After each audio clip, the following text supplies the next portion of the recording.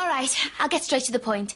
I've been asked to play Juliet in a scene from Romeo and Juliet, and I've been checking out some other versions of the play, you know, just to see how they've played her. And frankly, most of the time she's been played like a complete drip. That's just not how I see her. I'll give you this, for instance. Love, lord, I husband, friend. This is a cartoon version, and it's like she's all la-di-da and ghastly makeup. And check this. She faints. It's like she's out of some sort of a fairy tale. I mean, it's just not believable. And there's another version which is much the same. A mother's just dropping this bombshell about her having to marry Paris. And the way she takes it, she's just so meek and mild. Early next Thursday morn, the gallant, young and noble gentleman, the County Paris, at St. Peter's Church, shall happily make thee there a joyful bride. Now by St. Peter's Church and Peter too, he shall not make me there a joyful bride. I wonder at this haste that I must wed ere he that should be husband comes to woo. I pray you tell my lord and father, madam, I will not marry yet.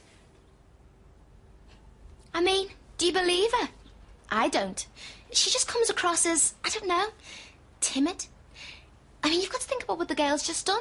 She's just married a boyfriend behind her parents' back, smuggled him in under their roof, and had sex with him that very night. It seems to me, and this is what we try to do in rehearsal, that you've got to find a way to show her strength. Marry, my child, early next Thursday morn, the gallant, young and noble gentleman, the County Paris, at St. Peter's Church, shall happy make you there a joyful bride.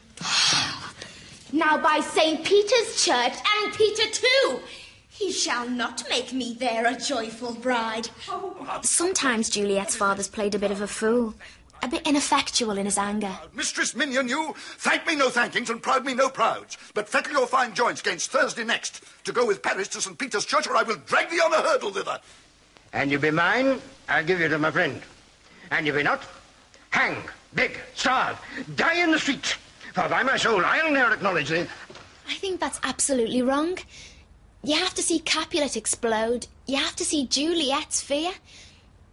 Capulet's always had a really close relationship with Juliet, and you can feel it in the way he talks to her. All that stuff, a bark thy body is, sailing in this salt flood. It's like he's describing the contours of her body. It's a bit creepy, really. So for her to disobey him, for her to suddenly be a woman and stand up to him, I think that'd definitely bring out his anger. Disobedient wretch! I tell thee what, get thee to church a Thursday, or never after look me in the face. To speak not! Reply not. Do not answer me, my fingers itch. The biggest tragedy is, Juliet's got no one to talk to. Romeo's got his mates, Mercutio and Benvolio, and they do all this laddish chat, but I get the feeling Juliet's really lonely. I think that's why her relationship with her nurse is so important, and she's always looked to her nurse for advice. It's like she's her best friend, and that's why it seems like such a betrayal when she tells her to forget Romeo.